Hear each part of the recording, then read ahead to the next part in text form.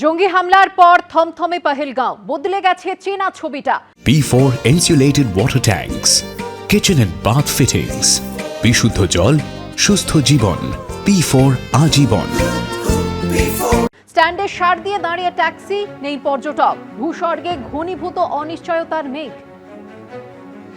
आपको यहाँ पर पहलगाम में जब आप एंट्री करेंगे तो जो सबसे पहले यहाँ पे जो टैक्सी स्टैंड है, अगर हम वहाँ की आपको तस्वीर दिखाएं तो जिस तरीके का बीते मंगलवार को हमला देखने को मिला, उसके बाद क्या हाल है इस वक्त पहलगाम घाटी का। तो देखिए यहाँ पर जो सभी टैक्सियाँ हैं, तकरीबन 600 टैक्सियाँ इस यूनियन में हैं और सभी की सभी टैक्सियाँ जो हैं वो इस वक्त यहाँ पर जो है वो खड़ी हुई हैं। और इसकी वजह यही है कि जो इस अटैक के बाद जो टूरिस्ट हैं उनका फ्लो जो है वो यहाँ पर बिल्कुल कम हो गया है। और अगर मैं पिछले साल यानी कि आम दिनों की बात करूं तो यहां का जो मंजर होता है कि यहां पर एक भी गाड़ी जो है वो देखने को नहीं मिलती है। सारी की साड़ियां जो है गाड़ियां जो है वो जो सैलानी हैं उनकी सेवाओं में वो जो है वो बुक करके आगे की ओर जो टूरिस्ट स्पॉट हैं, जो बेताब वैली हो गया या चंदनवाड़ी हो गया, उसको वहां तक जो है वो लेकर के जाते हैं। लेकिन आज जो है ये सारी गाड़ियां, कुछ टूरिस्ट ये टैक्सी वाले हैं, उनसे बात करेंगे। सर, ये सभी गाड़ियां यहां पर खड़ी हुई हैं, क्या क्यों, ऐसा क्यों?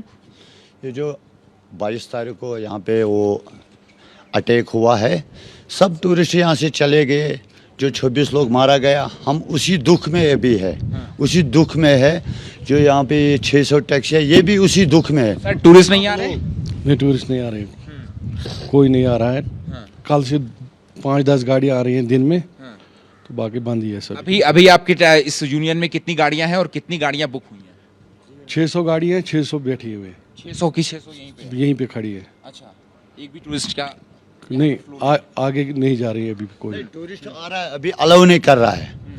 जो यहाँ पे सिक्योरिटी फोर्सेस इन्वेस्टिगेशन जारी है। सुनिए मेरी बात, एक्चुअली क्या है, जब 22 तारीख को यहाँ पे हुआ, 22 तारीख की यहाँ पे काफ़ी ज़्यादा टूरिस्ट थे। जो टूरिस्ट हमें अप्रैल में आते थे वही टूरिस्ट मार्च में आ गए थे, जो मई में आते थे वही अप्रैल में आ गए। तो हम लोग आपस में सोच रहे थे कि ये अप्रैल का सीज़न है, जब मई का होगा तो उस टाइम कितने टूरिस्ट यहाँ पर बढ़ेंगे, कम नहीं होंगे। और उसके बाद 22 तारीख में जब 22 सरन में ये इंसिडेंट हुआ तो उसके बाद सभी टूरिस्ट वापस गए। कुछ लोग डरे, कुछ लोग भाग गए, कुछ लोग गुलमर्ग गए, कुछ लोग श्रीनगर गए, कुछ लोग सोनमर्ग गए। अब तो टूरिस्टों ने फिर से उन्होंने यही सोचा कि अगर हम रुकेंगे, यहाँ नहीं आएंगे, तो इससे जो हमारा दुश्मन है वो सोचेगा कि मैं कामयाब हो गया, तो इसलिए हम नहीं डरेंगे, हम लोग आएंगे। अब यहाँ पे जो लोकल साइड सीन्स है गाड़ियों का, तो अभी सिक्योरिटी रीजन के कारण उन्होंने बंद किया हुआ है। तो 1-2 दिन में इन्वेस्टिगेशन चल रही है। एक बार मैं आपको पहाड़ियां दिखा दूं रोमाना कि देखिए यहाँ पर कितने घने जंगल हैं और जो सिक्योरिटी फोर्सेज यानी आर्मी की तरफ से जो कॉम्बिंग ऑपरेशन, जो सर्च ऑपरेशन चलाया जा रहा है वो कितना चैलेंजिंग हो जाता है। क्योंकि